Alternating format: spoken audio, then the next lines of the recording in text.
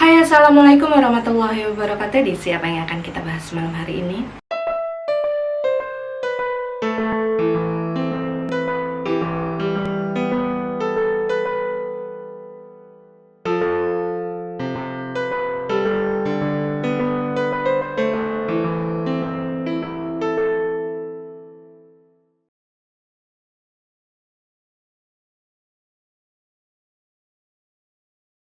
Jadi menurut si Abah pada saat itu ibunya si Dedi ini tidak sengaja tertembak oleh peluru nyasar yang waktu itu ditembakkan oleh tentara Belanda. Kayak menangkap nih kecemasan yang ada di dalam diri Ruth. Jadi waktu itu si Abah ini langsung bilang, Abah gak marah sama orang Belanda, Abah gak dendam kok, Abah tahu kalau setiap orang itu pasti memiliki hati dan simpati yang berbeda-beda. Jadi walaupun pada saat itu ibunya si Dedi meninggal karena orang Belanda, bukan berarti Abah juga membenci Ruth karena Ruth adalah orang Belanda. Abah tahu setiap orang itu memiliki hati yang berbeda-beda dan Ruth ini adalah orang yang baik. Ruth dan keluarga Ruth ini adalah orang Belanda yang baik.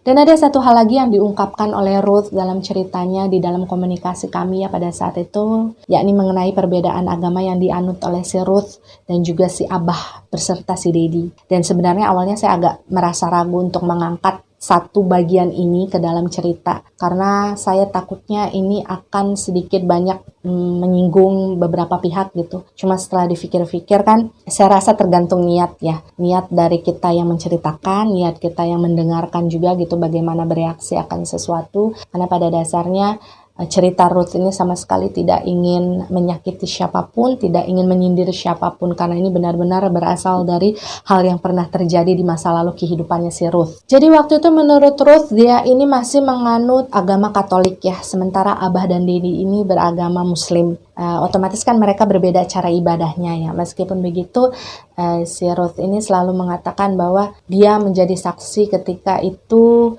di mana si Abah dan juga si Dedi ini menjadi sosok yang sangat sangat rajin sekali menjalani ibadah mereka, entah itu sholat, entah itu tadarusan gitu. Jadi pada saat itu si Ruth yang beragama Katolik ini memang sudah tidak asing lagi dengan ibadah-ibadah yang dilakukan oleh agama Muslim, karena memang dia sering menyaksikan hal tersebut sehari-hari di rumahnya si Abah. Bahkan waktu itu karena sering melihat si Dedi ini ambil air wudhu gitu ya, terus kelihatannya segar gitu, dia sampai minta diajarin oleh si Dedi ini gimana sih cara ngambil wudhu, saya pengen belajar dong, kelihatannya enak gitu, kelihatannya adem gitu. Dan Dedi ngajarin hal tersebut, dan hal tersebut benar-benar diterapkan dalam kesehariannya si Ruth. Jadi dalam sehari itu dia bisa 4-5 kali ikut-ikutan wudhu, meskipun dia nggak melanjutkan ke arah sholat ya, karena memang dia hanya menggunakan air wudhu tersebut sebagai sesuatu yang dianggap dia menyegarkan. Dan Ruth sendiri bilang bahwa di malam-malam tertentu dia sering mendengar si Dedi ini tadarusan, jadi kayak membaca Al-Quran gitu kan. Dan waktu itu si Ruth bilang nggak tahu kenapa dia selalu ngerasa seneng gitu setiap kali dia mendengar suara Dedi ini membaca kitab suci agamanya gitu bahasanya si Ruth. Dan waktu itu si Ruth bilang bahwa apa yang terkandung di dalam kitab agamanya si Dedi itu adalah hal-hal yang baik. Bahkan saya juga sering mendengarkan karena si Dedi juga sering menjelaskan kepada saya. Dan perbedaan agama yang terjalin antara Ruth, Abah dan juga si Dedi tidak menutup toleransi yang ada di antara mereka semua. Karena Ruth bercerita di suatu hari Abah ini pernah bertanya kepada Ruth mau seperti apa nih kira-kira menjalankan ibadahnya nanti, karena kan Abah tahu Ruth memiliki agama dan Abah yakin di agamanya Ruth juga mengharuskan Ruth ini menjalankan sesuatu yang disebut ibadah gitu. Kalau orang Muslim kan sholat, ngaji gitu ya. Kalau Katolik kan Abah tidak tahu, makanya Abah bertanya kepada Ruth apa yang ingin Ruth lakukan gitu. Dan waktu itu si Ruth ini mengatakan bahwa Abah, kalau bisa saya pengen ke gereja Abah setiap hari Minggu gitu, saya pengen ke rumah Tuhan gitu. Jadi waktu itu kata Ruth, karena memang di sekitar tempat tinggalnya si Abah ini nggak ada gereja sama sekali, karena memang kan nggak ada orang Belanda di sana, nggak ada orang katakanlah tidak ada orang yang beragama lain lah di tempat tersebut ya. Jadi memang nggak ada gereja di situ. Dan karena ngebela-belain si Ruth ini supaya bisa beribadah, kalian tahu nggak? Abah ini menemukan sebuah gereja yang jaraknya cukup jauh, kalau ditempuh dengan mobil itu sekitar 1 jaman. Dan ketika itu si Abah ini dengan sangat rajin, dengan sangat loyal ya, setiap hari Minggu pasti dia mengantarkan si Ruth ke gereja tersebut untuk beribadah setiap hari Minggu pagi. Dan kalau misalkan pada saat itu Abah juga nggak sempat gitu ya, dia pasti akan menyuruh Dedi untuk menggantikan dia mengantarkan si Ruth untuk beribadah ke gereja tersebut. Dan hal tersebut berlangsung cukup lama ya kalau kata si Ruth, hampir 1 tahun atau 1 tahun setengah lah dia rajin ke gereja tersebut untuk melakukan ibadah sesuai agamanya dia gitu kan, dianterin Abah atau si Dedi. Tapi waktu itu sayangnya setelah 1 tahun atau 1 tahun setengah itu berlalu, ketika Ruth datang lagi ke gereja tersebut, secara mengejutkan bangunan gereja tersebut ternyata sudah hancur. Dan ketika si Ruth ini mencari informasi di orang-orang sekitar sana gitu kan ya, banyak sekali orang-orang yang beragama sama dan si Ruth, yaitu Katolik, itu nangis-nangis kan, ngerasa sedih karena memang satu-satunya tempat ibadah mereka yang ada di sana itu dihancurkan oleh warga lokal gitu, karena dianggap memang sebagai salah satu tempat orang-orang Belanda ini bersembunyi gitu kan, mengamankan diri gitu. Itulah kenapa akhirnya gereja tersebut pada akhirnya dihancurkan. Dan karena pada saat itu gereja tempat di mana si Ruth ini biasa beribadah tersebut hancur gitu kan ya, dan Ruth ini belum bisa menemukan gereja lain yang bisa menggantikan fungsi dari gereja tersebut, pada akhirnya si Ruth ini untuk beberapa bulan ke depannya gitu, dia tidak lagi datang ke gereja untuk beribadah setiap hari Minggunya. Dan waktu itu kalau ditanya sedih ya pasti sedih ya, karena bisa dibilang si Ruth ini anak Tuhan yang sangat taat. Itu bisa terlihat dari residual memorinya. Jadi kalau kita orang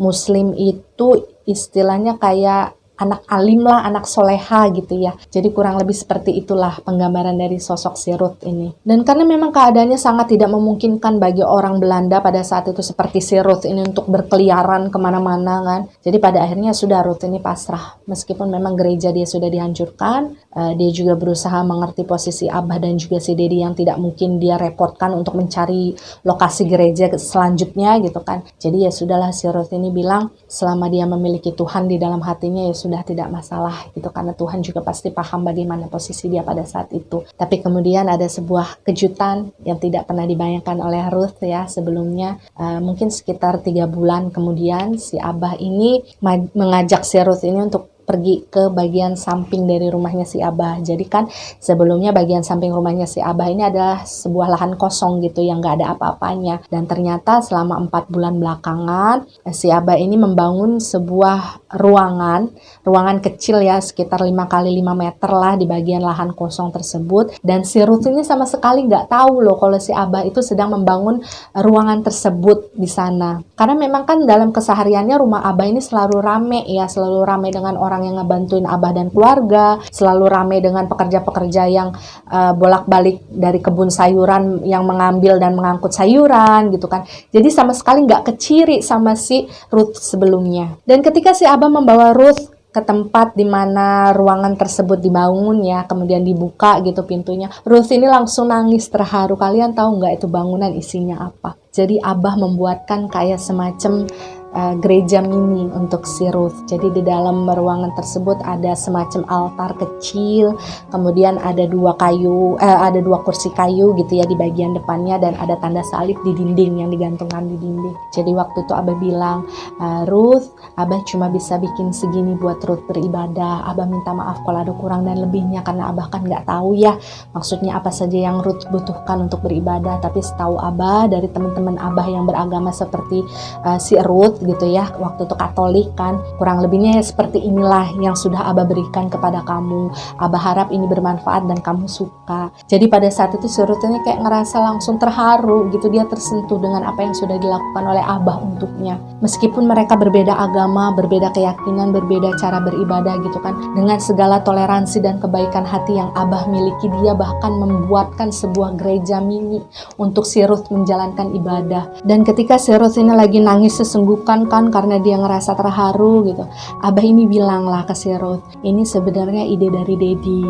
Dedi bilang dia ngerasa kasihan sama Ruth karena Ruth udah gak bisa ibadah lagi, karena gereja yang biasa Ruth datangi kan hancur. Menurut Dedi, walaupun kita beda agama, Ruth juga berhak untuk menjalankan ibadah sesuai dengan agamanya si Ruth. Dan waktu itu sambil nangis gitu kan, sambil ngusap air matanya, Ruth nanya lah sama si Abah, Abah apa emang gak apa-apa dalam agama Abah misalkan ngasih ngasih fasilitas seperti ini kepada saya yang beda agama gitu kan. Takutnya si Ruth kan barangkali nantinya abah dosa atau abahnya kena masalah gitu. Tapi waktu itu, aduh saya jadi ikut sedih. Jadi waktu itu si abah ini bilang gini, Ruth, agama abah mengajarkan kebaikan. Agamanya Ruth, abah juga percaya pasti mengajarkan kebaikan. Jadi sebagai sesama manusia, sebagai sesama anak Tuhan, anak Allah Subhanahu wa Ta'ala, tidak ada salahnya kalau kita sama-sama berbagi kebaikan sesama manusia. Dan ya semakin si Ruth ini tumbuh menjadi seorang perempuan yang dewasa ya. Dia sudah meninggalkan umur-umur dia sebagai seorang remaja, sekitar 18-19 tahunan kan zaman dulu udah dianggap sebagai perempuan dewasa ya. Itu dia semakin sering mengikuti aktivitas-aktivitas abah maupun dedi yang pergi ke kebun. Jadi waktu itu kalau menurut si Ruth, setiap kali dedi ataupun abah lagi pergi ke kebun gitu ya, si Ruth ini selalu minta ikut. Karena menurutnya waktu itu kalau dia pergi ke kebun itu rasanya rame aja gitu. Dia bisa ngeliat pekerja-pekerja yang ada di sana. Kemudian suasananya, hawanya itu juga sejuk gitu. Jadi si Ruth ini senang berada di sana. Meskipun sebenarnya nggak banyak yang bisa dia lakukan juga. Dia cuma sekedar nyiapin makanan doang gitu ya. Nyiapin perbekalan yang mereka bawa dari rumah. Kemudian dia menggelar tikar yang lebar gitu di sebuah tanah lapang yang ada di bagian sebelah dari kebun miliknya si abah. Dan ketika jam makan siang sudah tiba, si Ruth ini tugasnya memanggil para pekerja, memanggil si abah dan juga memanggil si dedi untuk makan siang bareng. Jadi makan siangnya tuh ngeriung tuh, mereka ngariung gitu barengan gitu ya, membentuk lingkaran. Jadi nggak dibeda-bedain mana yang bos mana yang pekerja. Dan secara jujur si Ruth ini bilang ya, salah satu kebiasaan yang paling membuat dia merasa betah berada di kebun tersebut adalah memperhatikan sosok dedi secara diam-diam. Jadi yang terlihat dari residual memorinya si Ruth pada saat itu ya, dia seneng banget dia ini duduk di pinggiran kebun gitu. Jadi di pinggir kebun itu kan pasti ada kayak gundukan tanah, terus ada batu-batunya gitu ya. Nah si Ruth tuh seneng duduk di situ sambil kemudian diam-diam dia merhatiin si dedi gitu yang lagi beraktivitas di kebun, entah itu lagi ngobrol sama pekerjanya atau lagi metikin sayuran yang waktu itu sudah siap dipanen gitu. Jadi memang si Ruth ini bilang nggak tahu kenapa kalau dia ngelihat sosok si dedi, dia memperhatikan sosok si dedi gitu ya, itu kayak ada rasa kebahagiaan tersendiri aja di dalam hatinya. Dia juga nggak tahu kenapa. Ada satu kejadian yang pada akhirnya membuat Ruth ini mulai menyadari bahwasanya apa yang dia rasakan kepada si dedi ini adalah sesuatu yang lebih dari sekedar perasaan kagum, dari sekedar perasaan senang antara adik ke kakak gitu. Jadi apa ya, si Ruth ini kayak pelan-pelan menyadari kalau kayaknya saya suka deh sama dedi, suka sebagai seorang perempuan kepada seorang laki-laki gitu. Jadi waktu itu ada sebuah kejadian yang membuat si Ruth ini semakin yakin dengan perasaannya sendiri. Dan waktu itu kejadian tersebut adalah di mana pada akhirnya si Ruth ini memberanikan diri untuk menceritakan hal traumatis yang pernah terjadi padanya ketika dia berusia 15 tahun yang waktu dia dilecehkan dulu itu ya kepada si dedi. Jadi pada saat itu proses di mana si Ruth ini kemudian menceritakan hal tersebut kepada si dedi adalah ketika mereka berdua ini lagi sama-sama ngobrol di dalam sebuah ruangan gitu ya. Jadi ruangannya itu kayak ruangan santai aja gitu di rumahnya si abah. Dan di ruangan santai itu ada sebuah jendela besar gitu. Kalau dibuka jendelanya jadi kayak ada dua gitu loh. Nah di depan jendela tersebut kan ada sofa ya. Jadi si dedi dan si Ruth ini duduk saling berhadapan gitu sambil nyender begini nih di jendela, di di batang jendela terus sambil nyender gini. Dan waktu itu hal yang menjadi topik pembicaraan mereka sebenarnya adalah bagaimana kalau kita menceritakan hal-hal tidak terlupakan apa saja yang pernah terjadi di masa kecil kita dulu gitu. Dan waktu itu yang bercerita pertama adalah si dedi. Dan hal yang dipilih oleh si dedi untuk diceritakan kepada si Ruth saat itu adalah bagaimana kenangan dia bersama sang almarhum ibu. Jadi di sana si dedi ini mengungkapkan bahwa dia memang sangat menghormati sosok sang ibu ya. Dia sangat menyayangi ibunya, dia sangat mencintai ibunya. Dan satu hal yang tidak pernah bisa dedi lupakan dari sosok sang ibu adalah pesannya pada saat itu untuk bisa menghargai semua orang yang ada di sekitarnya, utamanya adalah seorang perempuan. Dan ketika tiba giliran si Ruth untuk menceritakan bagaimana kenangan yang tidak bisa dia lupakan di masa kecilnya dulu, Ruth bilang nggak tahu kenapa pada saat itu justru kenangan yang traumatis baginya ketika dia mendapatkan pelecehan di usia dia 15 tahun dulu ya, itu yang langsung teringat di dalam kepalanya. Dan ketika dia kembali mengingat hal tersebut, dia tidak menyadari bahwa tiba-tiba saja dia menangis. Jadi kayak air matanya itu tiba-tiba kayak ngalir aja gitu. Dan ketika melihat hal tersebut, otomatis si dedi kayak ngerasa bingung kan, maksudnya loh kenapa kok tiba-tiba nangis gitu. Cuma sekali lagi si Dedi sangat menghargai apa yang menjadi privasinya si Ruth waktu itu ya. Dia nggak menanyakan kenapa kok kamu nangis gitu, enggak. Cuma si Dedi ini berinisiatif untuk menepuk-nepuk pundak si Ruth gitu ya, kayak nenangin. Dia membiarkan si Ruth ini nangis, meluapkan kesedihannya tanpa banyak nanya gitu. Cuma dia masih tetap berusaha untuk menenangkan dia gitu. Dan di satu titik ketika si Dedi ini melihat si Ruth ini sudah begitu sesak dengan kesedihannya ya, jadi dia udah nangis kayak udah kayak gitu nangisnya, si Dedi ini nanyalah ke si Ruth, sopan sekali dia nanya, Ruth, kamu butuh sebuah pelukan gitu.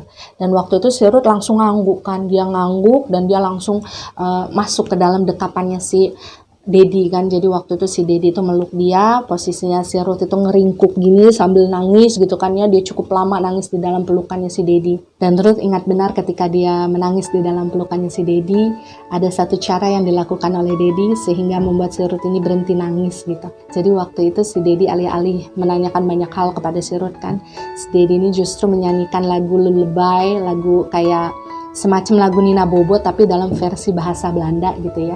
Jadi waktu itu si Dedi menyanyikan lagu tersebut, dan karena si Ruth ini ngerasa bahasa atau pelafalan si Dedi itu kan banyak salahnya gitu kan, akhirnya si Ruth ini yang tadinya nangis gitu kan, dia jadi geli gitu, dia jadi ketawa sendiri. Kemudian dia keluar dari pelukannya si Dedi sambil mukulin tangannya si Dedi sambil bilang, kamu salah nyanyinya nggak gitu, bahasanya nggak begitu gitu. Jadi secara tidak langsung saya menjadi sosok yang menyaksikan bagaimana momen tersebut terjadi, ngerasa kayak Dedi punya banyak cara untuk membuat si Ruth ini kayak ngerasa nyaman di zona dia, tanpa mengintimidasi, tanpa berusaha untuk memaksa si Ruth ini sembuh gitu ya. Tapi Dedi ini punya banyak sekali cara yang kemudian membuat si Ruth ini pelan-pelan melupakan kesedihan atau rasa sakit, rasa trauma yang pernah dia dapatkan di masa lalunya. Jadi jangan heran kenapa kemudian sosok Ruth ini bisa benar-benar cinta mati kepada sosok Dedi ya. Karena kita aja yang mendengarkan ceritanya bisa ikut merasakan jatuh hati kepada Dedi meskipun kita tidak berada di masa tersebut untuk menyaksikan secara langsung kejadiannya. Dan ada satu pesan yang pernah Dedi berikan kepada Ruth dan masih Ruth ingat sampai sekarang, bahwasanya kita tidak perlu menjadi manusia yang sempurna untuk bisa bahagia. Mungkin itu adalah salah satu kalimat yang terdengar sederhana ya, tapi kalau kita mendalami lagi maknanya, itu adalah sebuah pembelajaran bagi orang-orang yang memang sudah mengalami banyak hal dalam kehidupannya. Kalau kita mencari sesuatu yang sempurna, itu tidak akan bisa kita dapatkan. Karena manusia itu tempatnya salah, tempatnya belajar, karena kesempurnaan itu memang sejatinya hanya milik Tuhan. Kita sebagai manusia hanya bisa melakukan sesuatu yang terbaik setiap harinya, belajar menjadi lebih baik setiap harinya. Dan benar yang dikatakan oleh Dedi bahwasanya kita nggak perlu menunggu menjadi sempurna hanya untuk sekedar bisa merasakan bahagia dalam hidup. Dan mungkin di antara kalian ada yang bertanya-tanya ya, sebenarnya berapa tahun waktu yang dilewati oleh Ruth untuk tinggal bersama keluarga Abah dan Dedi pada saat itu. Jadi kalian bisa bayangkan lah ya, pada saat itu si Ruth kan mulai tinggal di rumah Abah sekitar umur 15 tahun. Kemudian si Ruth meninggal dunia di sana sekitar usia 20 tahun. Jadi itu sekitar 5 tahunan lah. Dan di dalam 5 tahun tersebut mungkin kalian juga ada yang bertanya kan, apakah hubungan kedua orang tua Ruth dengan si Ruth ini masih terus berjalan gitu? Jawabannya masih. Tapi memang pada saat itu Ruth tidak diizinkan oleh orang tuanya untuk menjenguk orang tuanya di kota tempat mereka tinggal dulu.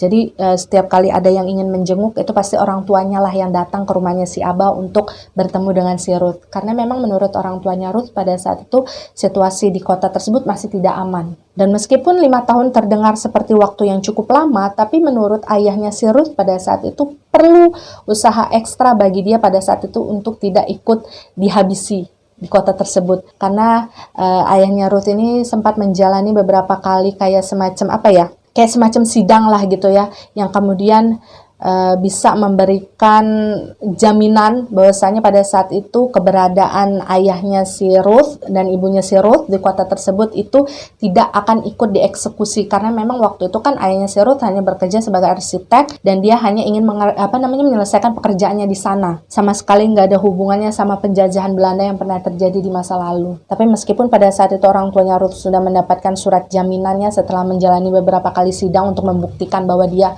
tidak ada hubungan dengan penjajahan di masa lalu, ayahnya si Ruth ini masih berpikir bahwasanya ya dia tetap nggak aman di sana. Tidak ada satupun orang yang bisa menjamin keselamatannya di sana. Dan di usia Ruth yang ke-20 tahun, ketika kemudian orang tuanya datang ke rumahnya si Abah untuk menjenguk si Ruth, di sanalah akhirnya orang tuanya si Ruth ini mengatakan bahwa mereka sudah memiliki rencana untuk membawa si Ruth ini kembali ke Belanda. Jadi waktu itu ayah Ruth bilang dia sudah menyelesaikan semua kontrak dan proyek yang memang harus dia kerjakan di Indonesia, dan karena dia merasa bahwasannya kehidupannya di Indonesia sudah lagi tidak senyaman dulu kan, tidak seaman dulu, dia pengen balik ke Belanda. Dan waktu itu dia memberitahukan kepada si Ruth supaya bersiap-siap, kita bakal balik ke Belanda nih, jadi kamu kalau bisa memanfaatkan waktu yang ada di sini untuk sekedar ya say goodbye lah dengan orang-orang yang pernah baik sama kamu. Dan sebenarnya pada saat itu Ruth bilang dia mengalami dilema di dalam hatinya. Di satu sisi dia pasti merasa lega ya, karena pada akhirnya dia akan kembali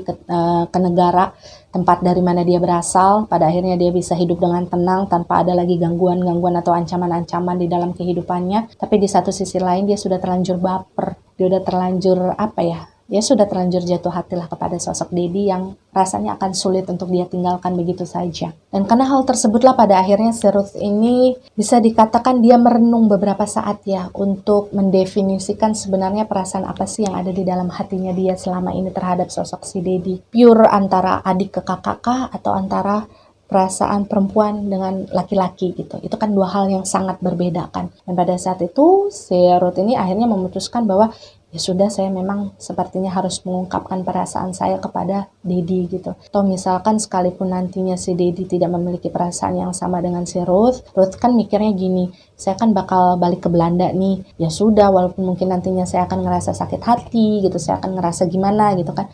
Ya udah, saya bakal balik aja ke Belanda gitu. Jadi saya bisa dengan cepat move on nih dari si Dedi. Dan yang perlu kalian ketahui ya, dalam proses si Ruth ini mendefinisikan perasaan macam apa yang dia rasakan kepada si Dedi, Ruth ini kemudian menjelma menjadi seorang gadis dewasa yang sangat cantik. Maksudnya dia mulai memperhatikan penampilannya, dia mulai dandan, dia mulai memakai pakaian yang cantik, yang elegan gitu. Jadi dia ini benar-benar kelihatan berbeda. Kalian bayangkan cewek bule yang memang bawaannya pasti sudah cantik gitu ya. Ruth ini kan cantik, kalian bisa lihat di gambarnya. Kemudian dia mulai belajar dandan, dia mulai belajar style gitu kan, cara berpakaiannya dia perbaiki. Kalian bisa bayangkan cantiknya seperti apa pada saat itu. Dan pada saat itu Ruth ini sudah mulai memperbaiki dirinya, dia mulai memperhatikan Dedi dalam hal yang berbeda gitu ya. Si Ruth ini mulai belajar memasak gitu, dia mulai memperhatikan kebutuhan-kebutuhan kecil yang Dedi butuhkan gitu. Misalkan kayak kalau si Dedi ini mau berangkat ke kebun, dia mulai masak, nyiapin bekal gitu buat si Dedi, buat si Abah gitu. Semuanya si Ruth lakukan sekedar untuk mendapatkan perhatiannya si Dedi gitu, karena si Ruth ini sudah mulai merasa bahwa saya kayaknya memang nggak bisa hidup tanpa si Dedi. Bahkan ada satu titik di mana sebenarnya saya yang mencermati ya, si Ruth sama sekali tidak menyadari hal ini. Ada beberapa kali residual memori yang menunjukkan di mana si Ruth ini sangat menikmati ketika dia memperhatikan Dedi ini sedang beribadah dalam agamanya. Dia itu kan muslim ya, Dedi sedang sholat, Dedi sedang tadarusan gitu. Si Ruth ini kayak memperhatikan dengan serius. Jadi saya kayak merasakan ada energi di mana si Ruth ini sebenarnya sudah punya niatan untuk mengikuti agama si Dedi dan si Abah. Cuma memang sayangnya pada saat itu si Ruth ini tidak memiliki kesempatan ya, tidak memiliki waktu sebelum dia meninggal. Dan kalau sebenarnya ditanya apakah selama ini Dedi ini bisa katakanlah bisa menangkap sinyal-sinyal yang diberikan Ruth kepada dia selama ini, bahwa Ruth ini tertarik loh sama kamu, Dad. Ruth ini sedang mencari perhatiannya kamu loh, Dad. Ya. Kita nggak pernah tahu ya apakah Dedi menyadari hal tersebut atau tidak. Kalau dari sisi pandangannya si Ruth, berbeda lagi kalau dari sisi pandangannya si Dedi. Nanti kan kita akan bahas cerita ini melalui sudut pandangnya si Dedi ya. Tapi yang jelas ketika kemudian si Ruth ini sudah memiliki tekad yang bulat untuk pada akhirnya mengungkapkan perasaannya kepada si Dedi, ada satu kejadian yang cukup membuat si Ruth ini kemudian saya sendiri yang menyaksikan melalui residual memory pun kayak ikut ngerasa patah hati gitu. Jadi waktu itu situasinya si Ruth ini sedang melayani si Abah makan siang di ruangan makan. Jadi si Ruth ini lagi ngambilin nasi, lagi ngambilin lauk gitu ya untuk si Abah ini makan. Tiba-tiba aja si Dedi ini datang ke rumah nih. Dia kan tadinya kan pamit kerja gitu ya. Nggak tahu gimana ceritanya, dia datang ke rumah, kemudian masuk ke ruang makan. Dia ngomong nih sama si Abah sama si Ruth, "Abah, Dedi bawa teman dekatnya Dedi namanya Mira.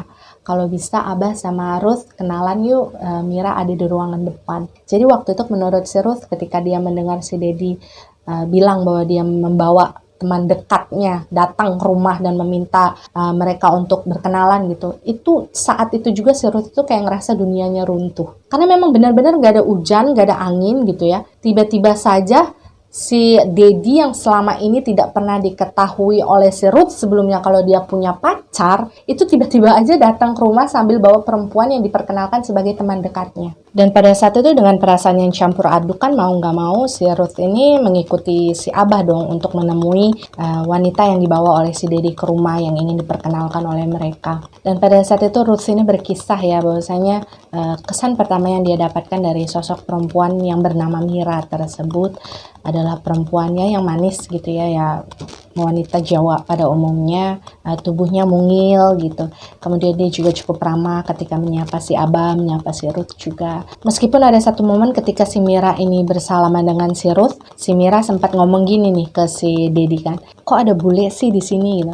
Dan waktu itu sebenarnya si Ruth ini kayak ngerasa langsung, apaan sih gitu, emang kenapa kalau ada bule di sini gitu. Ya namanya si Ruth kan pada saat itu moodnya lagi nggak enak gitu ya, ditambah lagi dengan pertanyaan yang terkesan menyudutkan kan bagi si Ruth. Tapi pada saat itu Dedi ini menjawab dan menjelaskan bahwasanya ini adalah Ruth ini sudah kami anggap sebagai bagian dari keluarga kami, dia sudah menjadi anak kesayangan dari si Abah. Meskipun sebenarnya pada saat itu yang saya tangkap adalah si Dedi ini mungkin ingin mencairkan suasana ya dengan memberikan jawaban seperti itu bahwasanya si Ruth ini sudah menjadi anak kesayangannya dari si Abah gitu selain si Dedi gitu ya.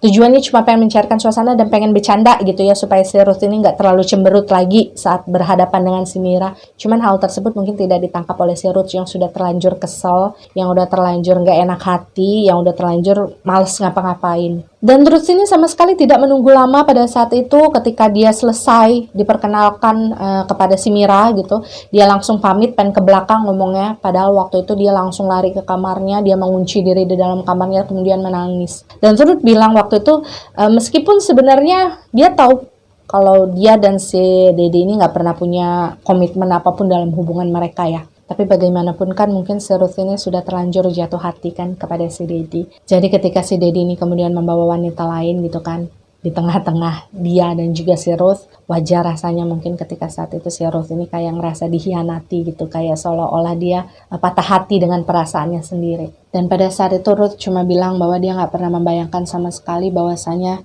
rasanya sakit hati itu akan sesakit itu. Sampai-sampai si Ruth ini kayak nggak bisa ngomong dengan siapapun, dia nggak mau ngelihat siapapun, dia nggak mau bertemu siapapun termasuk si Dedi. Ruth juga bilang setelah kejadian tersebut dia benar-benar mengurung dirinya di kamar, jadi dia sudah tidak mau lagi melakukan aktivitas di luar. Biasanya dia kan yang selalu riang, selalu kelihatan ceria gitu ya, setiap hari ngobrol dengan para pekerja yang ada di rumahnya si Abah. Itu hampir 1 minggu dia benar-benar menutup dirinya. Jadi pada saat itu jendela yang ada di kamarnya si Ruth itu sama sekali tidak pernah Ruth buka. Entah itu siang, entah itu pagi, itu nggak pernah dibuka sama sekali oleh Ruth. Karena Ruth bilang dia sama sekali nggak mau ngeliat ada Dedi lewat di depan kamarnya. Jadi dia tuh kayak benar-benar marah gitu loh, ngerti nggak sih kalian? Si Ruth ini kayak berusaha untuk mencari alasan gimana caranya supaya dia bisa benci sama si Dedi. Jadi pada saat itu menurut dia satu-satunya cara supaya dia bisa move on dari perasaannya terhadap si Dedi itu adalah dengan cara membencinya. Dan untuk membenci Dedi otomatis kan si Ruth ini harus memiliki alasan dong. Dan waktu itu alasan yang dijadikan oleh si Ruth sebagai tameng lah ya, katakan dia menganggap Dedi itu sebagai seorang pengkhianat. Jadi perasaan yang selama ini dirasakan oleh si Ruth selama 4 tahun belakangan kepada si Dedi itu dianggap Ruth itu sebagai sebuah perasaan yang sudah dikhianati keberadaannya oleh si Dedi. Hingga semua yang dilakukan oleh Ruth pada akhirnya mencapai sebuah titik di mana Ruth ini sudah merasa tidak tahan lagi ya. Karena sekitar 8 hari kemudian lah, itu si Abah ngetok pintunya si Ruth kan. Ya mau gak mau kan karena si Abah yang ngetok kan, berusaha untuk bersikap sopan lah si Ruth ini membukakan pintu. Kemudian Abah pun bicara kepada Ruth. Di sana Abah ini menceritakan bahwa Dedi sudah merencanakan pernikahan dengan si Mira. Dan pernikahan itu akan dilakukan 2 minggu lagi.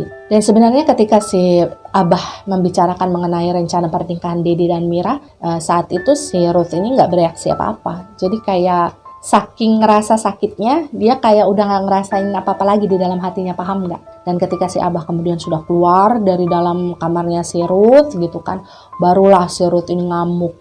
Dia ngamuk ketika sudah sendirian di dalam kamarnya. Dia berantakin semua isi kamarnya, dia pecahin semua benda-benda yang ada di atas meja riasnya, dia tarik semua yang ada di atas kasurnya, dia banting, dia hancurin, dia sobek semuanya gitu. Bahkan kotak perhiasan yang diberikan oleh Dedi kepadanya dan selama ini dia simpan di dalam lemarinya itu sempat dia banting.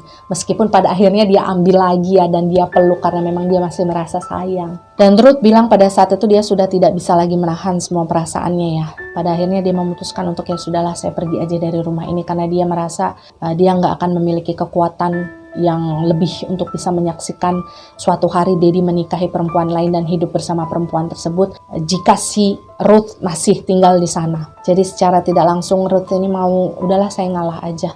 Lebih baik saya yang pergi, saya yang ngikut orang tua saya ke Belanda, dan ya udah selesai, cerita kita selesai sampai di sini. Dan waktu itu Ruth langsung membereskan semua pakaiannya. Dia membawa sebuah koper jadul ya, waktu itu warnanya coklat tua yang saya lihat, bentuknya persegi panjang gitu. Dan setelah semua barang-barangnya si Ruth ini dirasa sudah masuk semua ke dalam koper, Ruth ini akhirnya keluarlah dari dalam kamarnya dan berniat untuk pergi tanpa memberitahu siapapun yang ada di rumah tersebut. Tapi ketika dia baru berjalan beberapa langkah dari kamarnya gitu ya, si Abah ini memergoki si Ruth ini lagi pengen kabur gitu kan. Dan waktu itu si Abah kan pasti langsung manggil si Ruth dong, mencegah supaya si Ruth ini gak kabur. Jadi waktu itu Abah manggil, Ruth mau kemana? Ruth nggak boleh pergi gitu. Waktu itu sempat terjadi adegan tarik menarik nih antara si Abah sama si Ruth kan. Si Abah mencoba untuk menahan si Ruth supaya nggak pergi. Ada masalah apa? Kenapa gitu? Ayo kita bicarakan dulu. Jangan main pergi-pergi aja gitu maksud si Abah kan. Tapi waktu itu si Ruth ini bersikeras bahwa udah Abah tolong jangan halangi langkah Ruth. Ruth pengen pulang. Ruth pengen ke rumah orang tua Ruth aja. Ruth udah nggak mau tinggal di sini lagi.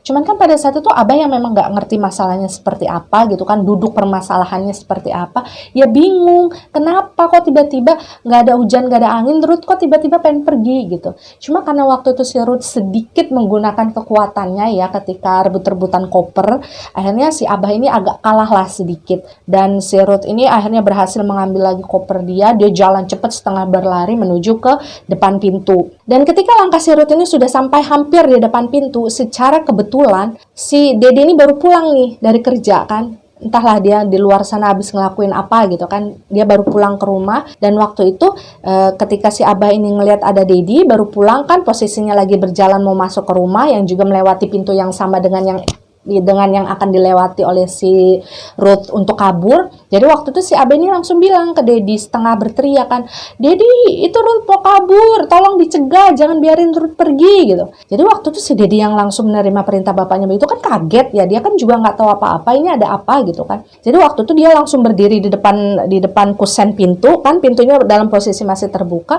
dia menghalangi si Ruth ini supaya bisa melewati dia. Dan sejujurnya agak aneh sih memang ya, kalau bagi saya yang melihat momen tersebut terjadi, entah kenapa saya merasa justru di momen pertengkaran mereka saat itu adalah sesuatu yang cukup bisa dikatakan cukup manis sih kalau menurut saya, karena chemistry antara si Dedi dan juga si Ruth ini kayak benar-benar kerasa satu sama lain di sana gitu. Jadi meskipun mereka ini saling bertengkar, saling marah-marah gitu, tapi di sana itu mereka juga sebenarnya sama-sama menunjukkan kepedulian mereka satu sama lain secara tidak langsung. Waktu itu yang terlihat si Dedi ini kayak ngalangin jalan gini, kamu mau kemana? Kamu nggak boleh pergi. Kamu mau kemana? Enggak, saya nggak ngizinin kamu pergi. Gitu loh ngomongnya. Jadi si Dede ini kayak ngomong pakai suara dalam gitu. Dan waktu itu Ruth yang memang masih marah, membalas ucapan si Dede ini kan dengan suara lantang ya. Udah awas, saya mau pergi. Kamu jangan ngalang-ngalangin saya mau pergi gitu. Dan waktu itu si Dede sekali ngomong, enggak. Kita harus ngomongin ini baik-baik dulu. Enggak, saya nggak akan ngizinin kamu pergi gitu. Jadi waktu si Dede ini berusaha untuk megangin tangannya si Ruth gitu ya, supaya dia nggak ngelewatin badannya dia dari kusen pintu tersebut. Dan pada saat itu ya karena si Ruth ini adalah perempuan, tenaganya otomatis tidak sebesar tenaganya si Dedi kan. Kemudian Dedi juga tinggi badannya sekitar 1 jengkal lebih tinggi dari badannya si Ruth gitu. Jadi dia dengan mudah menghalangi badannya si Ruth ini bisa melewati badannya dia. Dan mungkin karena sudah merasa lelah melawan, tapi dia juga tidak bisa kabur dari rumah tersebut karena dihalangi oleh badannya si Dedi tadi. Akhirnya si Ruth ini ya sudah, dia berdiri, diem gitu ya, sambil ngeliat matanya si Dedi. Pada saat itu akhirnya si Dedi bilang, ayo kita bicara di ruangan kerja. Dan ini pada akhirnya mereka ini sama-sama bicara di dalam ruangan kerjanya si Dedi ya. Walaupun sebenarnya bukan ruangan kerja secara formal sih kalau saya lihat. Itu kayak gudang sebenarnya. Tapi gudangnya itu memang dijadikan tempat selama ini si Dedi ini menyimpan beberapa berkas-berkas, beberapa surat-surat perjanjian. Di sana juga ada mesin tik, ada peralatan-peralatan tulis menulis. Nah, di sanalah pada akhirnya si Dedi ini mengajak si Ruth ini untuk bicara lah, sebenarnya ada apa yang membuat kamu tiba-tiba pengen kabur dari rumah. Dan pada saat itu si Ruth ini menjadi sosok yang pertama kali bicara ya. Dan memang dalam residual memory yang terlihat dari sosok si Ruth ini, dia memang sangat emosional. Jadi memang itu menjadi salah satu kelemahan dari Ruth sebenarnya kalau menurut saya. Dia terlalu mengedepankan emosi dalam menghadapi setiap masalah. Jadi dia kayak nggak bisa berpikir secara jernih gitu untuk mengambil keputusan. Sementara kalau Dedi justru sebaliknya. Dan dalam pembicaraan tersebut si Ruth ini udah nggak lagi menahan-nahan segala sesuatu yang ada di dalam perasaannya ya. Dia secara gamblang mengatakan kepada Dedi bahwasanya saya ini suka sama kamu. Udah lama saya suka sama kamu, tapi kenapa kamu justru memperkenalkan perempuan lain sama Abah? Dan kamu justru mau menikah perempuan tersebut dalam waktu dekat tanpa sama sekali kamu ngomong sama saya gitu. Saya ini kamu anggap apa gitu. Dan waktu itu yang terlihat si Dedi cuma diem. Jadi diamnya Dedi itu kayak memberikan kesempatan sama si Ruth ini untuk kenyang-kenyangin lah bicara gitu. Nanti kalau kamu sudah merasa tenang, kalau kamu sudah merasa puas dengan apa yang ingin kamu ungkapkan, baru saya yang bicara. Dan waktu itu suasananya memang benar-benar tegang ya, benar-benar intens. Jadi ketika si Dedi ini berusaha untuk menenangkan, berusaha untuk menyentuh si Ruth gitu ya, supaya kayak ayo tenang, ayo kita bicara baik-baik. Si Ruth selalu menghindar gitu. Dia selalu berusaha untuk menangkis tangannya si Dedi gitu. Dan pada intinya semua hal yang dikatakan oleh Ruth pada saat itu kepada Dedi adalah segala sesuatu yang sifatnya menyalahkan Dedi lah ya. Si Ruth ini menyalahkan Dedi. Kenapa selama ini kamu manis sama saya kalau kamu nggak suka sama saya? Kenapa selama ini kamu baik kepada saya kalau sama sekali kamu tidak menyimpan perasaan sama saya? Kenapa kamu membawa perempuan lain padahal kamu tahu ada saya di rumah? Dan waktu itu ya si Dedi cuma diem. Hingga kemudian ketika si Ruth ini sudah kelihatan habis kata-kata, si Dedi ini barulah mulai bicara. Dan beberapa kata yang dia ucapkan pada saat itu hanyalah maaf sebenarnya. Jadi kayak, iya, saya minta maaf. Saya benar-benar minta maaf kalau kamu tidak berkenan. Saya minta maaf kalau perbuatan saya menyakitkan hati kamu. Saya minta maaf karena saya tidak memahami perasaan kamu. Jadi dia benar-benar kayak mengucapkan kata maaf, maaf, maaf. Tapi sekali lagi, ya karena memang emosional tadi ya si Ruth, ya menanggapinya dengan kemarahan lagi. Jadi kalau menurut Ruth waktu itu rasanya tuh dia tuh kepengennya si Dedi itu ikut marah juga gitu loh. Jadi kayak si Ruth itu pengen emosi dia dilampiaskan dengan emosi juga gitu. Tapi dia nggak berhasil melakukan itu. Dia kayak nggak bisa memancing emosinya si Dedi sama sekali. Dan karena ngerasa greget sendiri mungkin ya, karena dia ngerasa kok saya doang yang marah ini kan. Akhirnya si Ruth ini nampar pipinya si Dedi. Keras banget suaranya sampai kayak plak. Dan mendapatkan tamparan dari si Ruth pun, si Dedi ini sama sekali nggak ngebales. Jadi dari residual memorinya si Ruth, si Dedi tuh cuma begini doang. Terus ngelihat si Ruth lagi dengan matanya yang benar-benar sendu. Saya nggak tahu kenapa ya, kalau ngelihat matanya si Dedi tuh kayak ngerasa dia adalah salah satu entitas yang rasanya tuh energinya sangat tulus gitu dengan apapun yang pernah ada dalam kehidupan dia. Jadi pada saat itu pun ketika banyak sekali umpatan-umpatan yang ditujukan oleh Ruth kepada dia, ejekan, omongan, kemarahan-kemarahan yang ditujukan oleh Ruth kepada si Dedi. Dedi itu kayak menerima itu semua dengan lapang dada. Dia sama sekali nggak mau ngebales itu dengan hal serupa. Dan Ruth bilang pada saat itu karena memang dia sekali lagi tidak berpikir panjang ya. Dia berusaha untuk mencari cara gimana caranya supaya membuat si Dedi ini ikut merasakan emosi yang sama dengan apa yang dia rasakan pada saat itu. Akhirnya si Ruth ini ngelihat ke sekelilingnya kan, dia berusaha untuk mencari cara apa nih yang bisa saya lakukan supaya bisa bisa memancing kemarahan si Dedi juga. Jadi waktu itu si Ruth ini melihat ada sebuah gunting besar bergagang hitam yang digeletakkan di atas sebuah rak buku kosong gitu ya, yang ada di sebelahnya dia. Jadi dia ambil gunting, dia berniat mengambil gunting tersebut.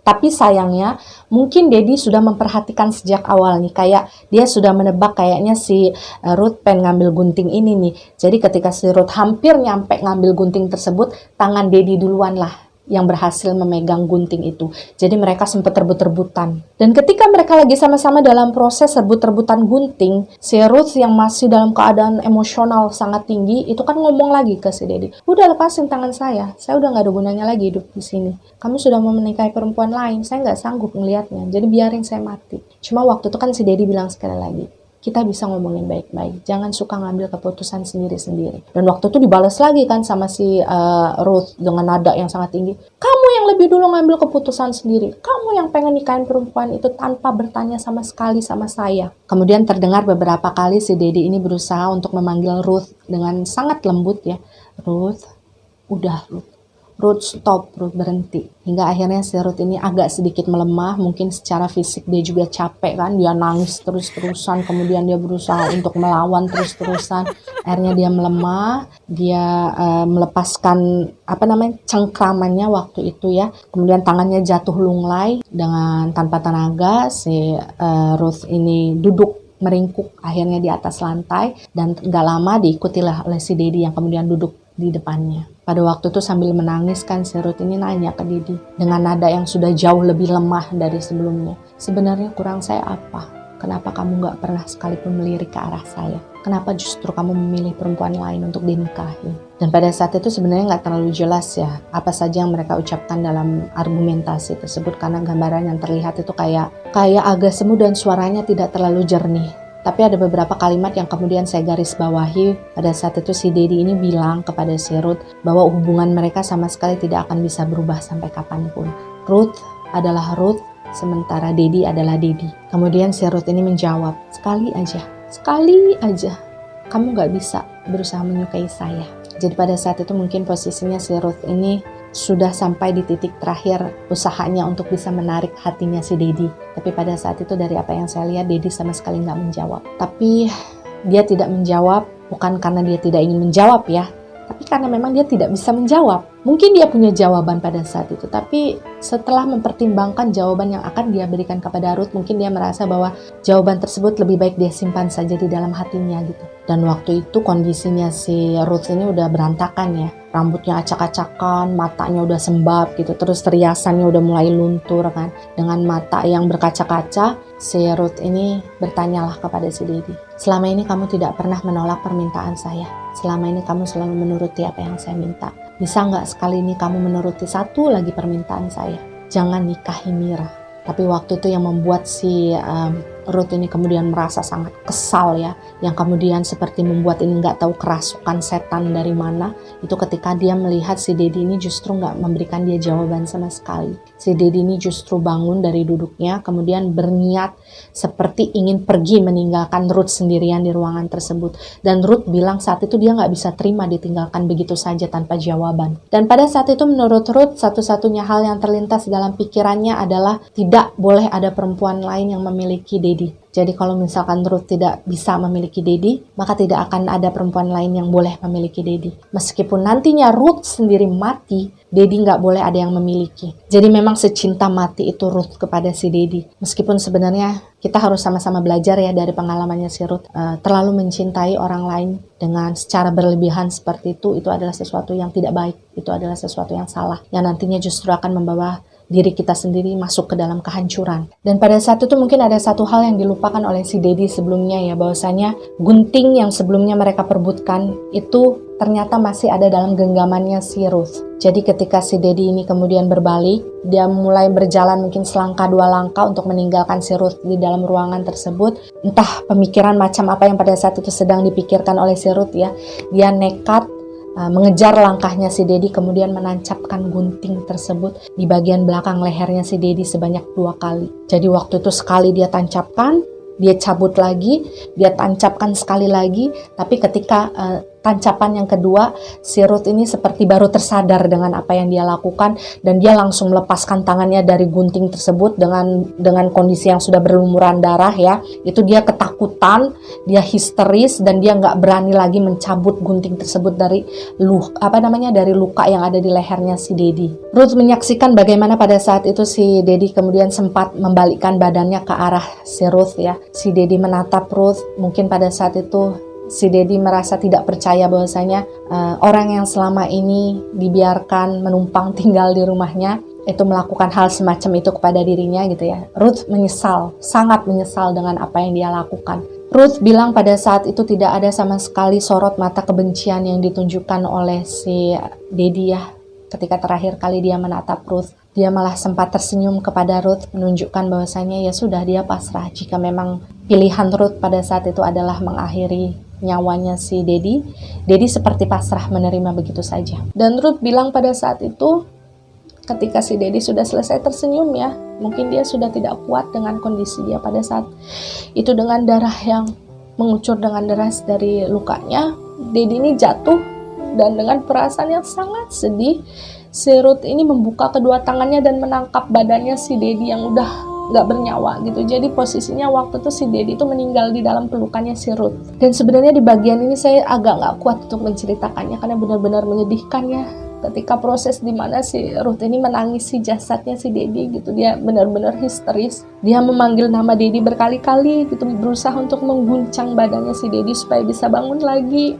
Kemudian perasaan yang awalnya nggak terima, kemudian mungkin perlahan sudah mulai menyadari bahwa Dedi udah nggak ada, Dedi sudah meninggal dunia gitu kan. Kemudian si Ruth dengan tangan dan jari-jarinya yang gemetar itu mengusap pipinya si Dedi. Jadi tangannya si Ruth itu kan darah semua ya, itu darahnya si Dedi semua kan di tangan dia. Bajunya juga udah kena darahnya si Dedi semua. Waktu itu si Ruth sempat ngusap pipinya si Dedi gitu. Dia sempat nutup matanya si Dedi waktu itu ketika, sebab si Dedi ini pas meninggal matanya kebuka. Jadi waktu itu dengan tangannya si Ruth dia nutup matanya si Dedi. Dan Ruth bilang selain rasa sedihnya kehilangan si Dedi ya, selain rasa penyesalannya udah mengakhiri nyawa dari cinta matinya waktu itu, Ruth juga merasa bersalah akan Abah karena dia tahu Abah nggak pernah mau makan siang kalau nggak ada Dedi. Jadi setiap kali Dedi belum pulang kerja gitu, Abah ini nggak pernah mau makan duluan, dia selalu nungguin anaknya. Begitu juga kalau si Dedi ini belum pulang ke rumah, Abah nggak pernah mau tidur. Jadi Ruth ini bilang dia kayak ngerasa bersalah gitu, gimana saya harus menghadapi si Abah nantinya di masa depan kalau si Abah tahu saya yang ngebunuh anaknya, kalau saya yang sudah mengakhiri kehidupan anak kesayangannya gitu. Jadi Ruth ini kayak apa ya, dia kayak disudutkan dengan berbagai situasi yang pada saat itu seolah-olah membuat dia nggak punya pilihan lain selain mengakhiri hidupnya juga. Jadi waktu itu ketika si Ruth sudah cukup lama memandangi jenazahnya si Dedi ya, yang tergeletak tidak bernyawa di atas pangkuannya, Ruth ini sudah memutuskan bahwa ya sudahlah, saya ikut kamu aja deh, sambil ngusap pipinya si Dedi kan. Si Ruth ini ngecup keningnya si Dedi sebentar, kemudian dia bilang, semuanya udah selesai kan ya? Saya udah boleh ikut kamu kan sekarang ya? Dan setelah si Ruth ini sudah merasa puas melepas kepergian dari si Dedi, kalau kata Ruth, dia sudah merasa puas untuk melepaskan kepergian dari separuh hatinya. Si Ruth kemudian mengambil secari kertas dan sebuah ballpoint, kemudian dia menuliskan sebuah surat yang isinya ditujukan kepada Abah. Dan ketika saya bertanya pada saat itu, surat apa yang kamu tuliskan buat Abah? Ruth menjawab bahwa sebagian besar dari isi surat tersebut hanyalah ucapan maaf. Ruth meminta maaf kepada Abah karena Ruth sudah mengecewakan Abah, karena Ruth sudah mengambil satu-satunya permata yang paling berharga dalam kehidupan Abah gitu kan. Ruth meminta maaf dan Ruth berharap bahwasanya Abah bisa memaafkan Ruth supaya supaya Ruth nantinya bisa tenang gitu. Dan ya setelah si Ruth selesai menuliskan cerita tersebut, Ruth ini mengambil sebuah tali tambang yang letaknya ada di bawah kolong dari rak tempat biasa si Dedi ini nyimpan berkas-berkas. Jadi tali tersebut biasanya dipakai oleh si Dedi dan para pekerjanya untuk mengikat karung-karung di atas mobil pick up untuk membawa sayuran gitu setelah mereka selesai panen.